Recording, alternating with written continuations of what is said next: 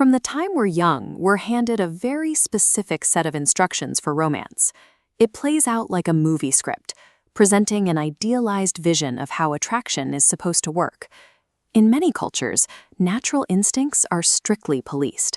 Boys and girls are segregated in classrooms, and any expression of early biological desire is quickly shamed and shut down. Then, the rules suddenly flip.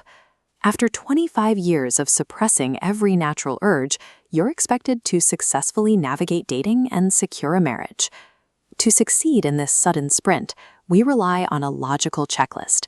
We are told to build the perfect physique, secure a high-paying job, and be endlessly agreeable to anyone we want to date. But attraction rarely follows an accounting ledger. When you treat romance as a point-based grading system, the math almost never adds up.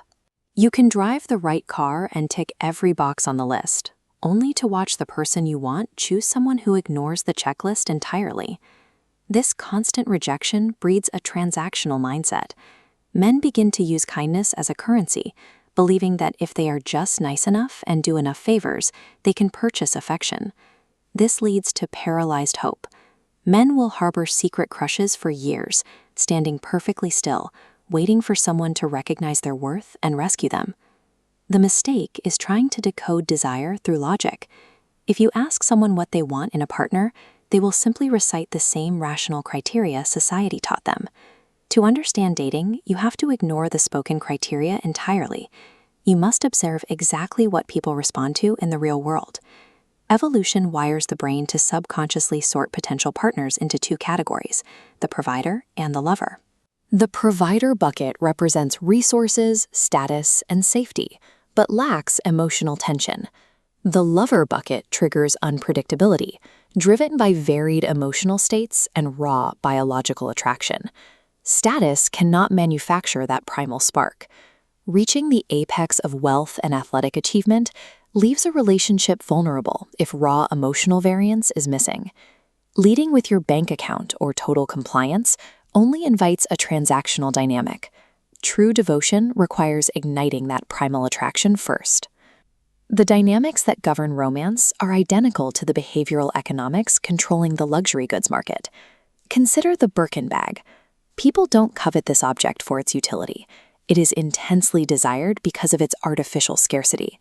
You cannot simply walk into a store and buy one. You need a proven purchase history, you sit on a waiting list, and if offered one, you must act immediately. This supply and demand graph illustrates human behavior perfectly. When a person is overly needy and endlessly available, they signal massive supply, and as supply spikes, their perceived romantic value drops to zero. The inverse is also true. Demonstrating social proof, having options, and showing a willingness to walk away creates an aura of scarcity that drives intense demand. This reflects a broader tendency in behavior. We often struggle to find value in things that are given away freely and desperately. We tend to prize the things we are required to earn. This demand for strength over subservience is rooted in deep evolutionary biology, where the stakes of intimacy are asymmetrical. This scale shows the historical cost of intimacy. For early men, reproduction carried almost zero physical consequence. For women, it meant 9 months of severe vulnerability and a heavy reliance on resources. That ancient high-stakes risk calculation survives today as a social defense mechanism. It's an instinct designed to fiercely guard a person's social reputation and limit their exposure. Because the stakes are so high, biology wires people to test potential partners for emotional fortitude. They are looking for the ability to set boundaries, hold frame, and remain calm under pressure.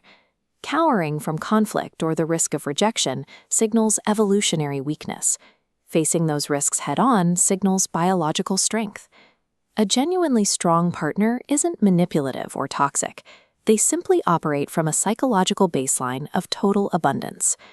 True confidence isn't the belief that you will always succeed. It is the understanding that taking the risk of rejection will not collapse your core self-esteem. You have to kill the urge to seek validation. That means refusing to act like a fully committed partner before a mutual relationship has actually been established. By abandoning the flawed logical checklist, embracing emotional variance, And mastering the economics of your own value, you stop waiting for validation. You take control of your romantic reality.